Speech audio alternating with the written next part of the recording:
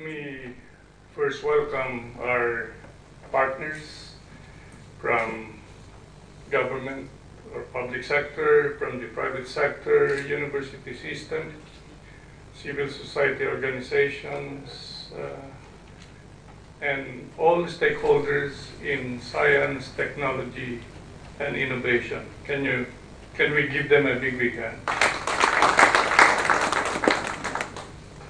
I will also welcome my colleagues from ICRISAT who are here. A big hand for you. Other guests,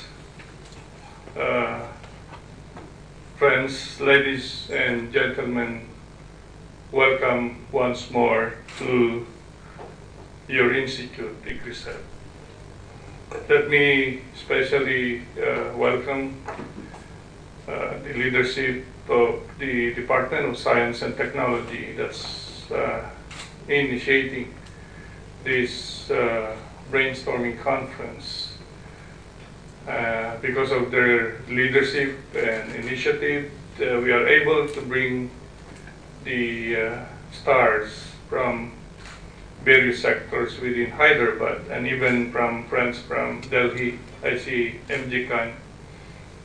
And let me especially thank Nirmalya for your very important highlighting of this TI policy 2013 and looking forward to its implementation that will take root as the very strategy to bring India to the next level of development.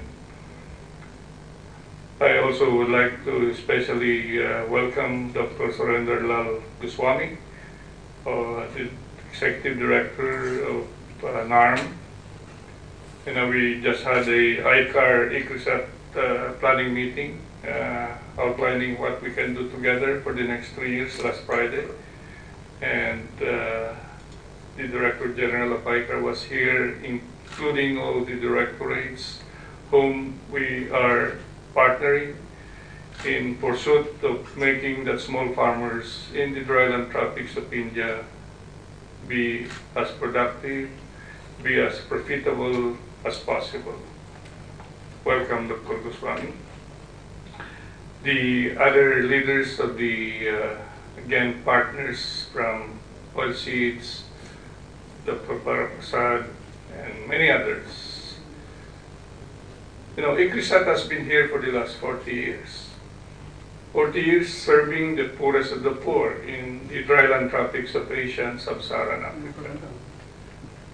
India has been a strong advocate and champion of rain-fed farming, of sustainable rain-fed farming, and with its prosperity growing, India, in partnership with ICRISAT, has now started working in, the trajectory of enhancing other countries in the region, and not only Asia, but to include Sub-Saharan Africa.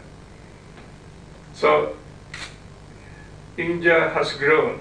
Let's highlight this early. It has grown to that level that it's able to feed its population. If you go back 30 years ago, there have been lots of projections that India cannot feed itself. But because of science and technology, because of agricultural research, today you have 1 year round of reserves of rice and wheat in your godowns.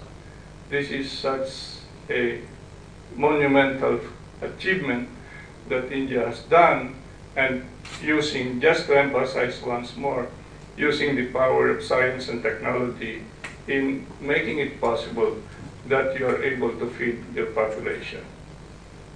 But having been able to feed its population has also its negatives, not really negatives, but challenges, I may call it. Because of the policy distortion that has been there for the last 50 years, supporting rice and corn and wheat alone in much of the instances or investments. Today, what has happened? India has the highest malnutrition rates in the world of its children, 42%. If you compare it to sub-Saharan Africa, 28%. What a paradox. India having all the cereals, rice and wheat in your godowns, but also have the biggest problem of malnourishment in the world, 42%. Now, what's that then in relation to the STI policy? It's good that we are awakening this fire, because we need to now put the right policies in place to support agriculture in India. Let's overcome that policy distortion by putting up the right policies to support broadly what are needed by India and its population. If what we say there is 42% of its malnourishment, it's because other crops, other commodities in agriculture have been neglected in many ways in terms of the science and technology and the research that are needed to make it possible. Very little investments on oilseeds, very little investment on legumes, very little investment on fruits and vegetables, commodities like fisheries, aquaculture. These are key to making it possible again for India to produce healthy, productive citizens that will make India very competitive and resilient in the world today and in the future. So who would you like? A sick India or a healthy and productive India? That's a choice that you have to make. And I understand the President of India last Saturday in a national technology forum highlighted the importance again of unleashing. I mean, India has to unleash its innovation potential, its capacity to tap the power of science and technology and innovation to propel this nation to that level of global competitiveness and innovation.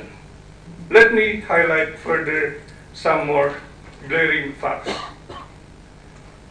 You know, if you compare India with China and US in terms of your R&D expenditures, China is spending 5 times more than India. And US have called you are its best friend. Okay? So US investing 16 times more money for R&D.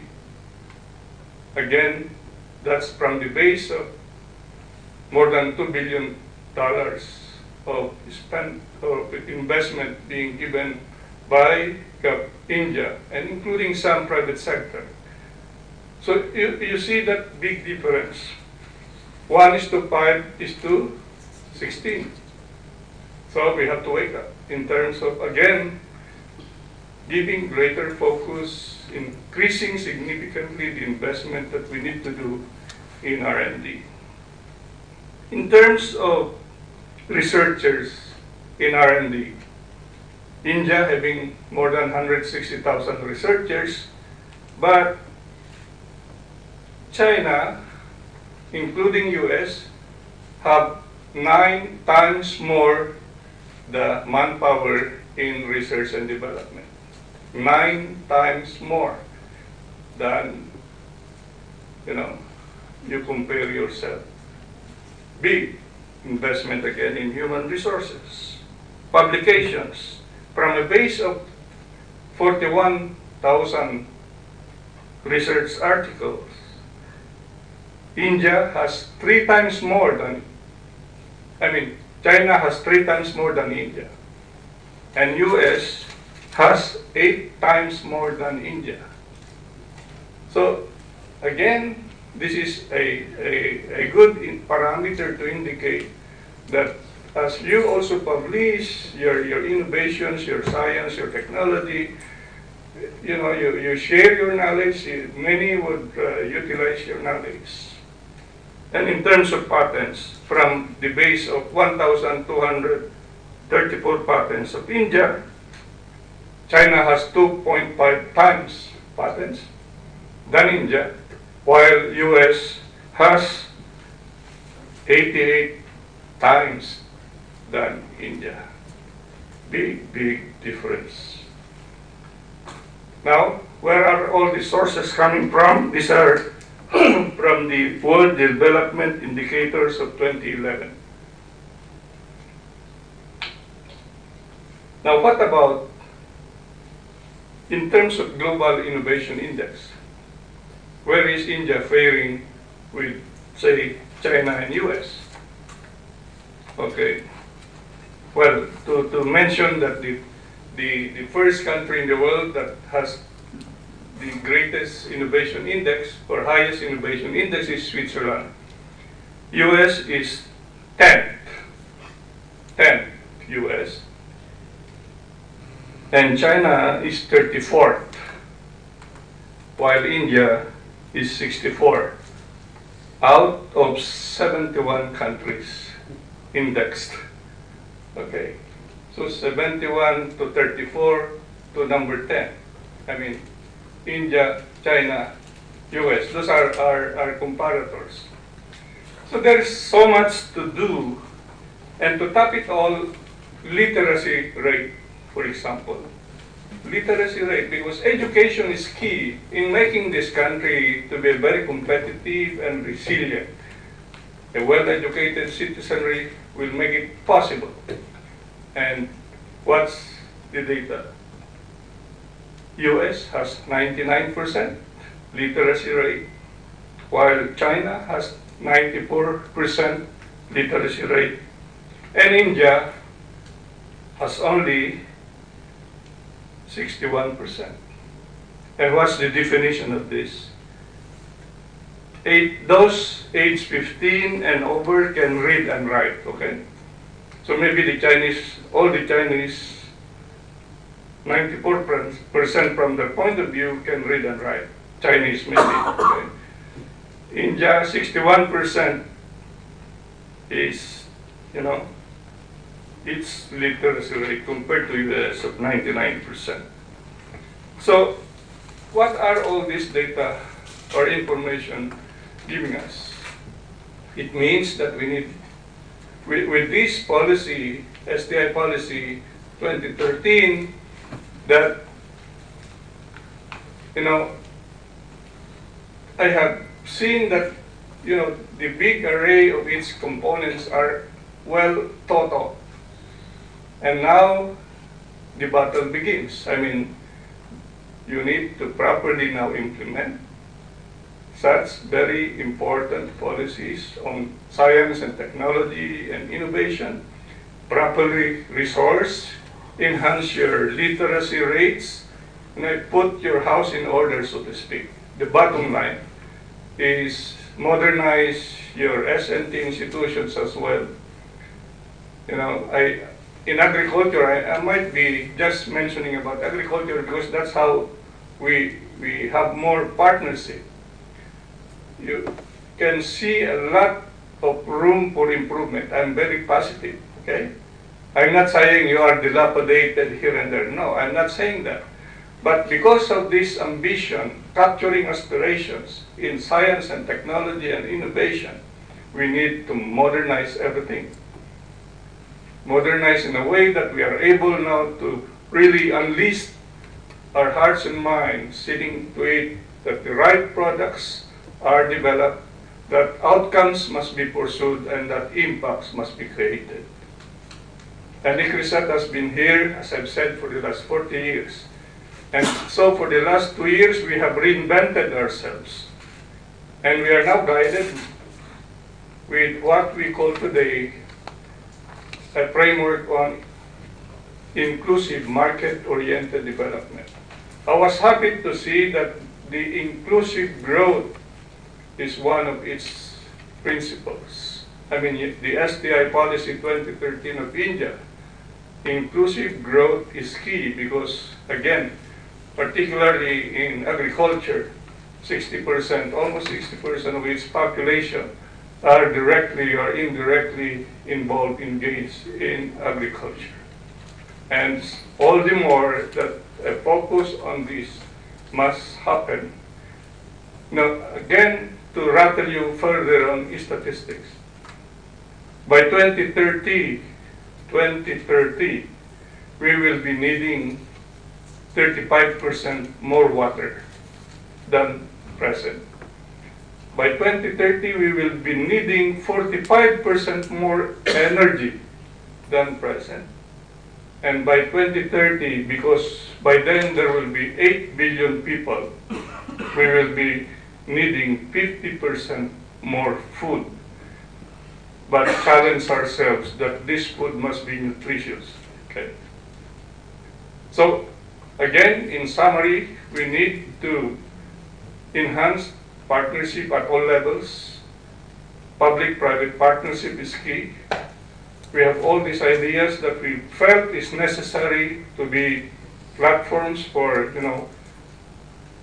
engaging everyone in terms of elevating rain-fed agriculture in India, in South Asia, and Sub-Saharan Africa. We are ready as your partner to make it possible. Because we are headquartered here in India, we feel it is our obligation to also be a part of that revolution to make it possible that India will be one of the economic powers of the world. Thank you and good day. Thank you, sir, for that informative and inspirational speech. It's indeed to learn the statistical information and data, the comparison with other countries. Thank you, sir. Yeah, and before we close the opening session, because the chairs are very, very important to take this event further, I request the Director General to felicitate all the chairs who is conducting the